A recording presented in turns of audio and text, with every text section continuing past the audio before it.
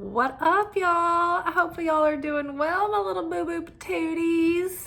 We are here for our weekly anchor message. This is where we get our spiritual assignments for the week.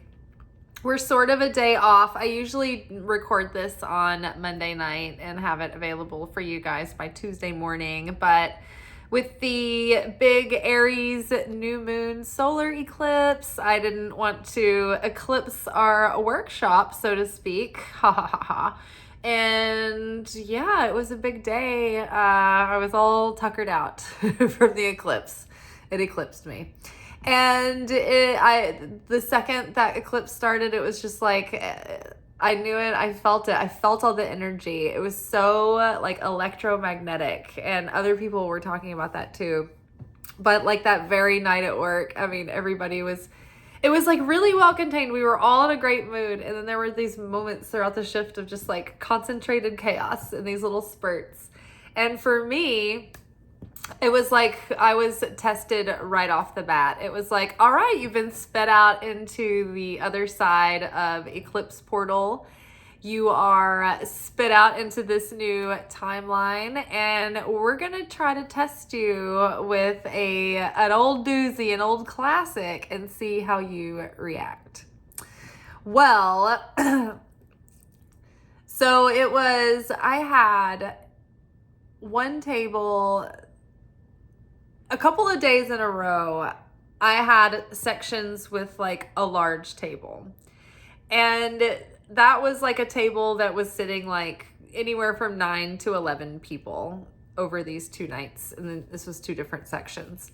The first night, both of my turns at the big table over the weekend, it was a Saturday night, I had a 9 top and a 10 top. And both of those tables were like 9 and 10 women who came in and had no appetite, and they were all just like, I don't need anything. I'm good with water. Water's fine. I'm going to share a piece of lettuce with my friend.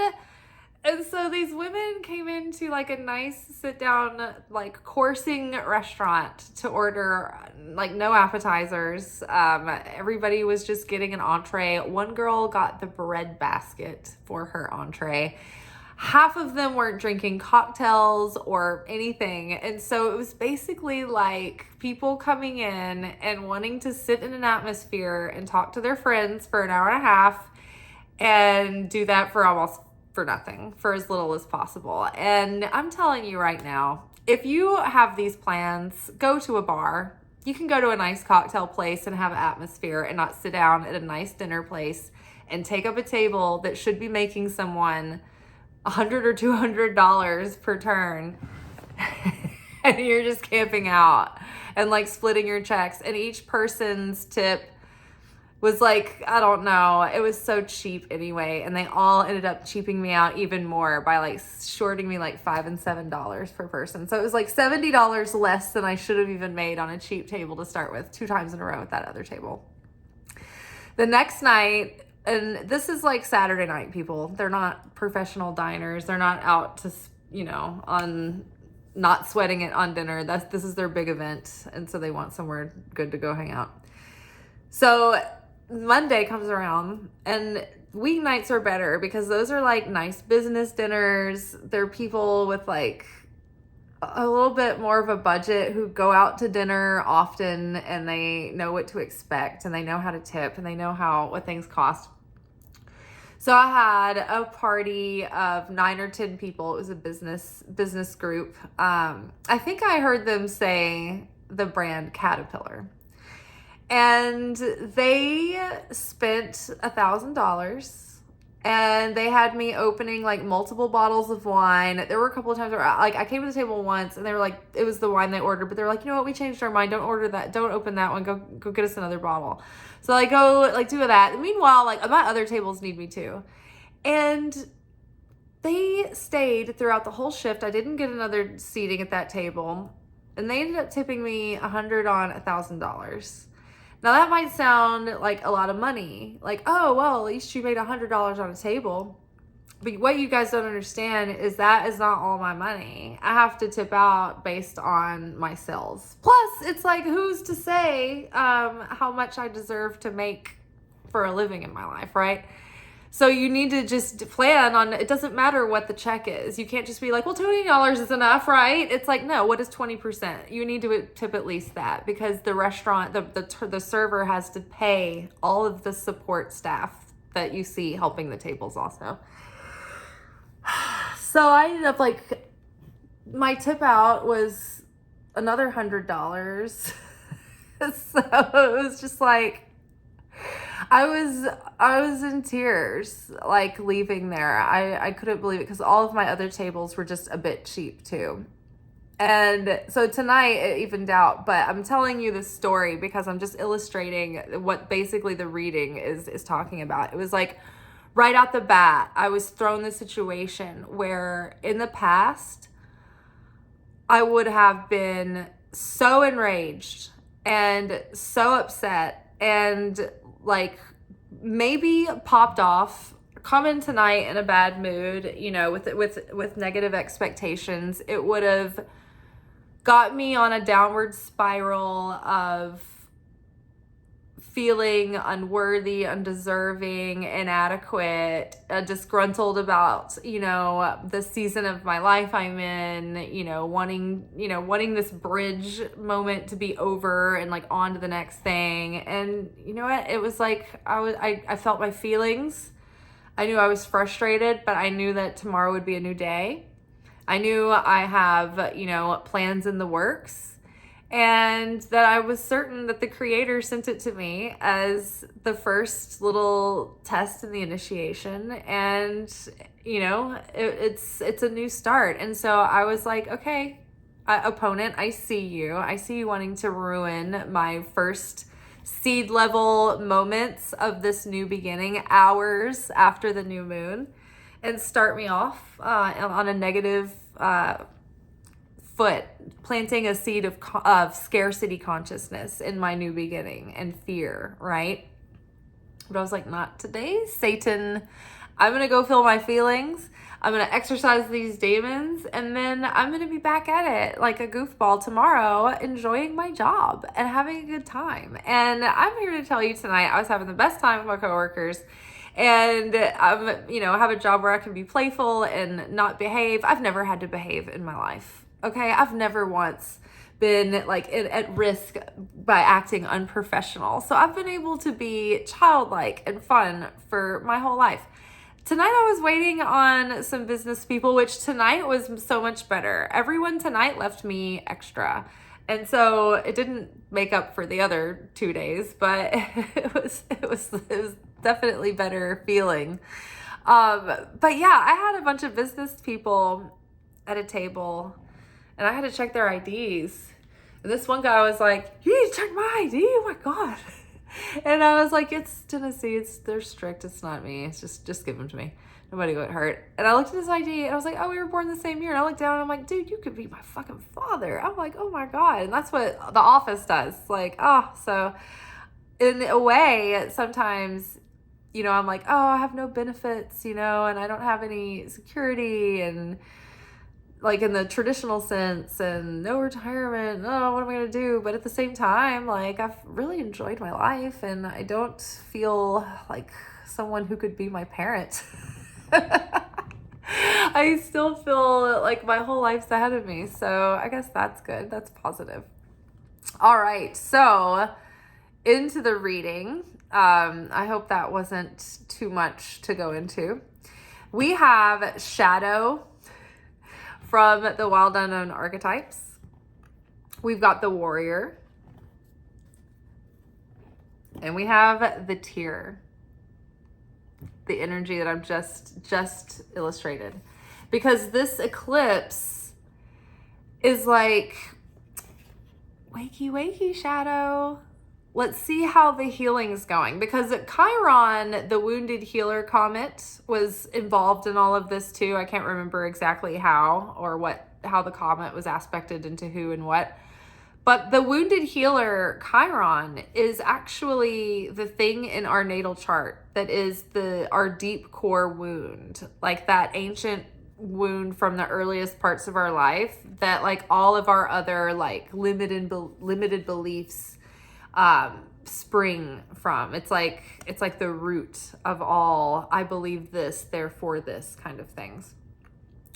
So it was almost as if so the wounded healer Chiron is that wound, but it's that wound that's inflicted to you because it has everything to do with your like assignment in life. It has to do with your purpose. It has to do or it serves purpose, and it can serve purpose. So like that wound, something about it gives you an opportunity for that thing to make you more compassionate, more understanding, wiser, stronger. And that wound becomes your special superpower.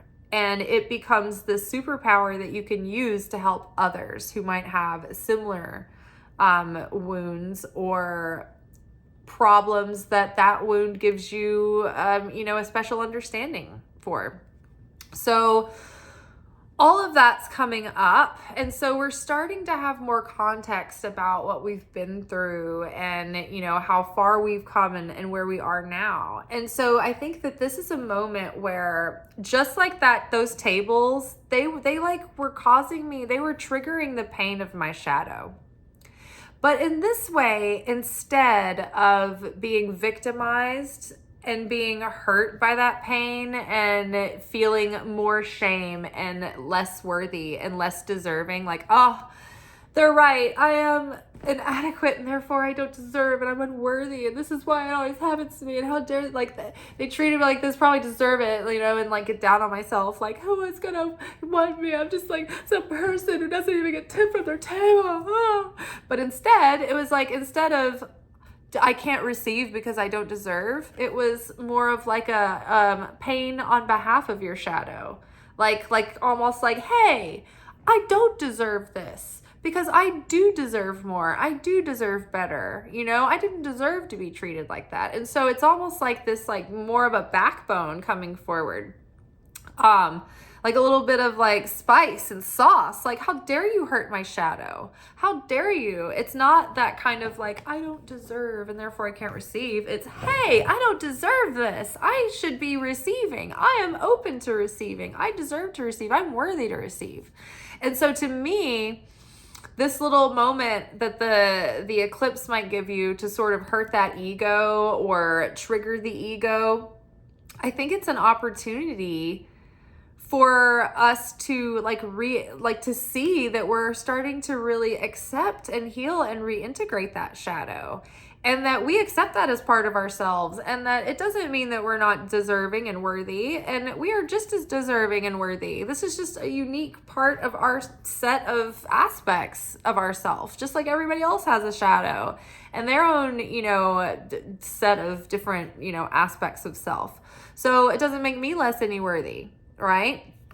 So I think that if there was something unpleasant or jolting or something that showed you aspects of your shadow self, even if you didn't get triggered in that way that I did, like with like what could be hurt feelings or, triggered depression or anger or something like that, it could just highlight to you that part of yourself that used to maybe bring you shame, or that you tried to hide, or that you were afraid would make you unlovable towards people. And instead now you're like, you love that part of yourself along with the other parts.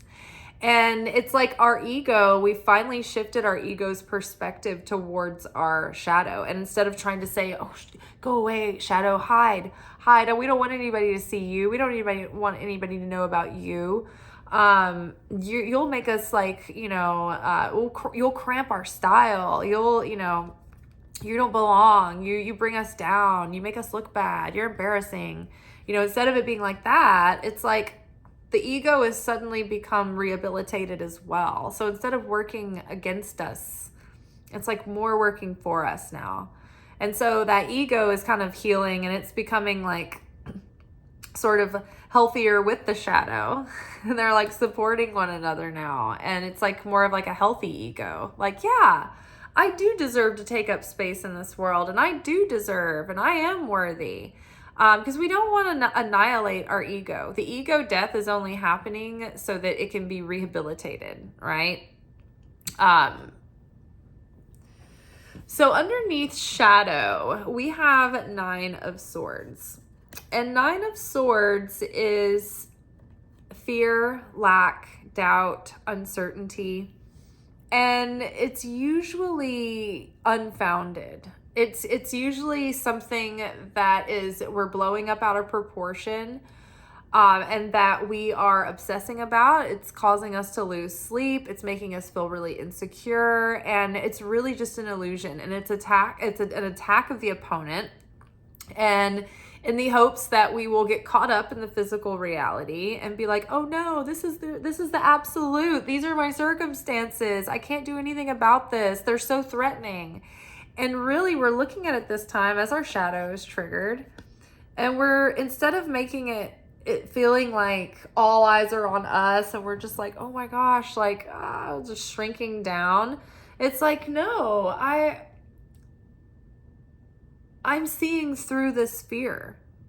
I'm seeing it for what it is. And I see that this is an illusion. And I see that this is just a trick that the opponent is using to try to trip me up and steal my blessings and throw me into a downward spiral to get me into a low vibration, right? Because when we're in this state, when we're in that fear and lack and doubt, we're not in that connection with the light, right? So our vessel is closed off and we can't receive. But when we're in uncertainty and we're like, okay, no matter what the circumstances seem like, I know that Creator can use this right now. And so I'm just going to try to get out of the way and pray for that guidance and pray for that protection. And so that opens us up. And so nothing is worth disturbing our inner peace and fulfillment, because our inner peace and fulfillment keeps us with affinity with the light of the Creator. And so vibrationally, it puts us in connection with Source, and we can connect to that energy and that blessing and that fulfillment and that guidance and that protection.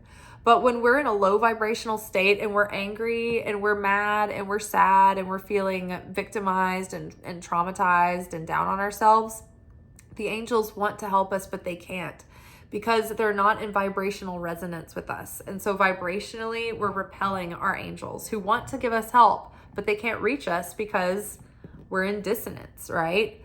The Creator is an unconditional, eternal, unwavering source of a cup runneth over, love and creation spilling out into beingness, right? It's always giving, it's always sharing, but we as the vessel might resonate 1 second and we might get pissed off the next second, and then we have to shift our consciousness and we're back in with the Creator. And then a minute later, we have another table who doesn't order anything and they're just like, I'm gonna have a bread basket. You're just like, no!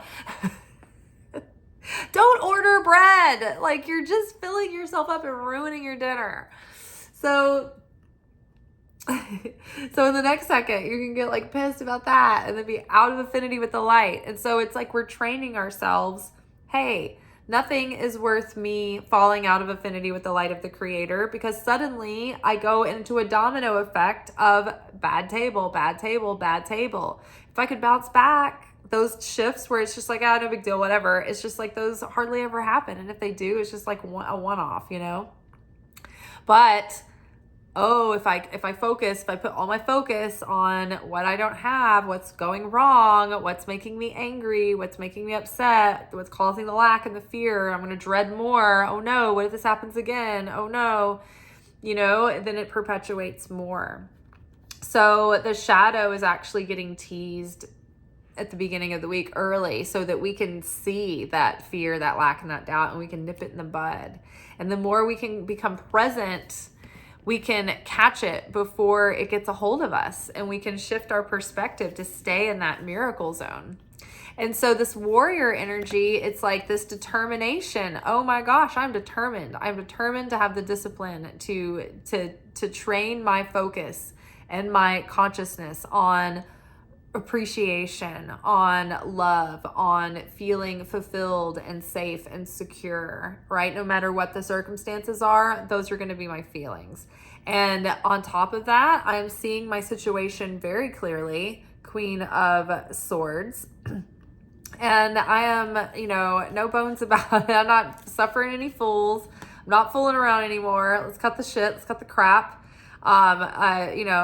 You're seeing through your own BS, right? You're seeing through your own bad habits. You're seeing through other things that are BS. And you're like, you know what? No, I've had enough. I expect more for myself in this new beginning. I am up leveled, and I have raised the bar as well for my boundaries, for my expectations, for myself even, right? I'm not doing those same self-defeating habits. I'm not doing these, having these self-defeating thought patterns that, affect my feelings and my moods and my emotions, and then affect my ability to channel abundance and fulfillment, right? I'm seeing through it and I'm calling it out, right?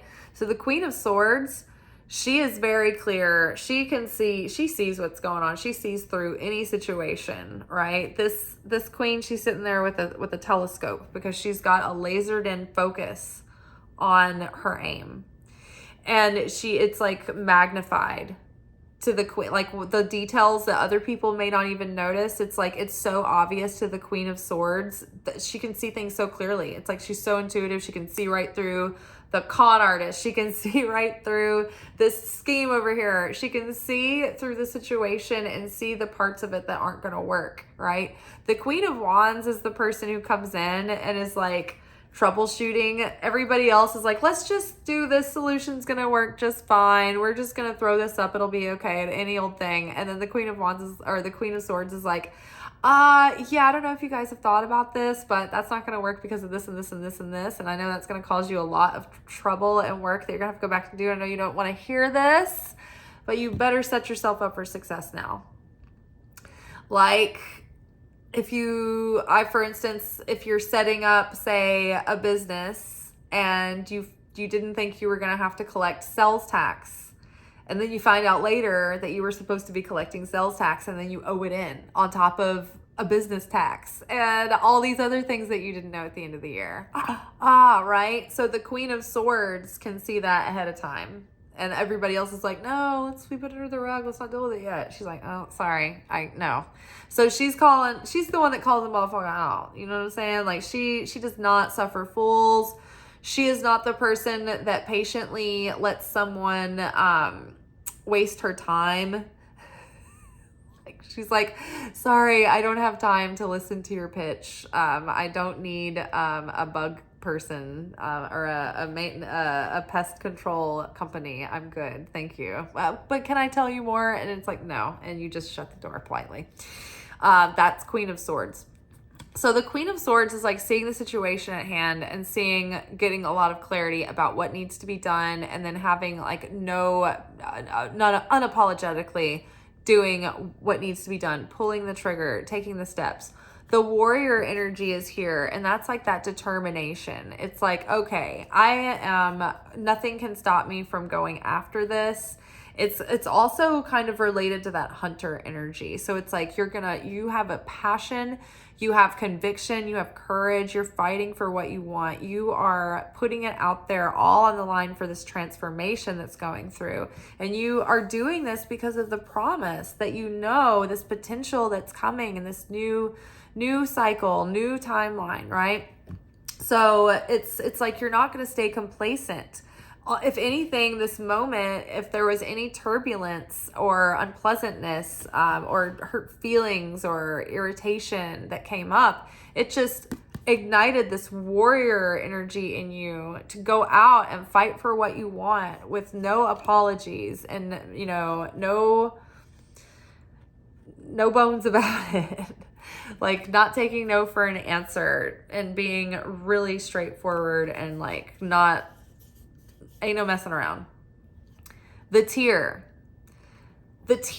is that breaking point where your heart is broken open and you can't take it anymore. This is the rock bottom. This can also be a moment where the heart is broken open in a sense of awe and beauty. But whatever it is, it's humbling. It is the humility that you needed to break open in vulnerability. The heart center it's a bridge, and it's like this portal, this realm. And so many times that heart, if it's not open and pumping, then our prayers get thwarted, they get stalled, they get bottlenecked. There's just not enough passion to drive them. There's not enough of that desire. And so something that's really powerful is when a heart, the feeling in your heart is the thing that's most powerful when you're wanting to manifest transformation or change or fulfillment or something happening or something, coming through. So when you're praying for something and you get to, like, if you're just praying and you're like, oh, and you feel flatline in your heart, it's like, it's good that you're praying and not praying, then better than you praying than not praying. But when you pray for something and your heart is alight and you're like, I feel passion, I feel whatever it is, maybe it's sorrow for someone that you're praying for who needs healing. Maybe you are feeling excitement and determination. Maybe you're feeling that feeling of never again, I'm never going to go back to that. I'm determined to get beyond this. Maybe you're hitting rock bottom with like substance abuse or something, and you're just like, I can't go another day like this with myself, and you're just broken. Whatever it is, this is hitting a breaking point.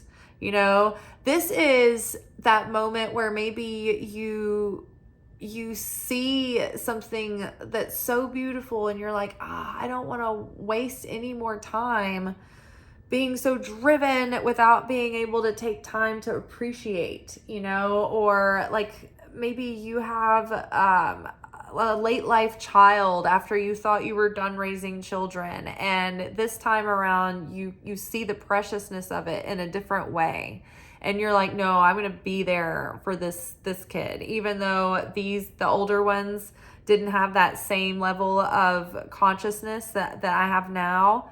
Right? It's that moment where the heart really opens, and it's broken either for good, for, positive reasons out of awe of the creator, broken in love, broken in appreciation, broken in something that makes you feel humbled, and it gives you humility or compassion. But it can also be broken in sorrow and in pain, and like, I can't carry this burden another step, and you're just like, I've got to put it down. And that is the magic. That is that moment where the shell of negativity is melted away and it reveals more of that radiance from within, or it's broken. It might be dissolved through the tears, or it might be broken with a hammer, but either way, we're breaking down that darkness and that negativity, and we're melting it away. And that those tears, oh, if you want to mourn that old shadow self, right? Thinking about your shadow and thinking, oh my gosh, I have so much compassion for the side of me that is this shadow side of myself that's felt like humiliated and like I had to hide this part of myself away, or, ashamed, or what have you. It's like letting those tears come out and mourn that part of you that's passing, and let those tears wash that side of you out, so that the stronger warrior can then rise up and be resurrected from those ashes. And it's that moment that is the catalyst. This is like the magic key that sort of turns the crank, because with the tear we have the Empress. So King David used to cry out to the Lord, and in Kabbalah, we learned that crying in the prayer, it actually makes your prayers more powerful and more effective and more compelling to the Creator. And it's that passion, it's that connection to that desire, but it's the heart that really has all the magnetism and the power behind it. It's the feelings. And so through these tears, through this washing away, this cleansing, it's like that's when the Empress rises. It's like this is self-mastery in emotions, in the physical material world, in the thought realm, and in the willpower, and the spirit, and the self-esteem. This is the divine masculine and feminine energy fully integrated, where one can take heed from their inner guidance and put it into practice. And they don't think, oh, that's not logical. They don't second guess it because of that. They can embrace that absurdity and they can make something of it. And that brings them fertility, and they are able to birth forth creations because they can take a hunch from spirit and follow it and see it through. And it leads to something that was fruitful and productive. So the Empress also knows how to nurture the self and nurture ideas and rest when it's time to rest, and plan when it's time to plan, and research when it's time to research. And then that way, when they execute in that masculine energy, it's that much more proficient. It's that much more productive. It's that much more fruitful and successful. So big things are happening, I think, this week. I think that we are just like, I think that there's an emotional release that is cathartic. And I think that whatever does happen this week that's catalytic, I think it's igniting our fire and our passion and our determination to go after what we want unapologetically, to go after this new cycle, this new sense of self, this new identity, with like with like a vigor that can't be stopped and can't be denied. I won't be denied. All right, y'all. I will see you tomorrow for our weekly alchemy message.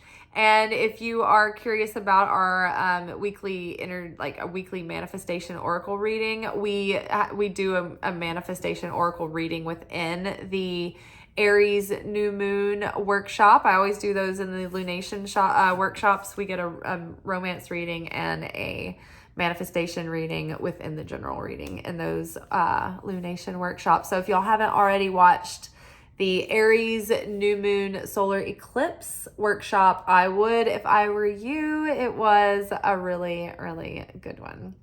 Also, the weekly energy oracle forecast was really helpful. And then Saturday night's episode, in lieu of doing a secret teachings of Jesus, I actually talked about, it was kind of a recent, it's like an ascension update. A lot of people had been really concerned about symptoms they'd been experiencing, like physical ailments, and then just mental health issues, like going through this up level and upgrade. And so I was like, you know what? I haven't talked about ascension symptoms in a while. So there's a video talking about that, about how as our soul elevates and as we shed our density and upgrade our light body, there are physiological and energetic symptoms that come with it that are kind of like spiritual puberty, so to speak. And so they can be very bizarre, very unsettling, very neurological in nature sometimes. So it can be very confusing and be like, what is happening? What is going on with me? So if you have anything weird like that, maybe check out that video. It will help. It's posted somewhere near these. If you look under the videos tab, that just gives you any video that's been posted. Or you can go to the vlogs playlist, and anything that's general, that's not a reading or like secret teaching of Jesus or new moon, full moon, it just goes under vlogs. All right, y'all, like this video, comment if you would. I've been meaning to get in and answer my comments, but I've taken on another project, trying to create a skill for myself to build a side hustle on. So I've been spread a little even more thin than usual. So I haven't been able to answer comments, but thank you to everyone who does comment, because I do get to at least see them really quick. And I appreciate them so much. And it's not just to get these videos out there, but it really does give me a reason to keep going. It makes me feel like I'm not just talking into the void, and that there are people who are like positively affected by these videos, and hopefully your life is transforming in a positive way as a result of something about them. So if not just feeling comforted and like you have some weird friend off in the distance somewhere. So, all right, you guys, I will holler at you later. Ciao.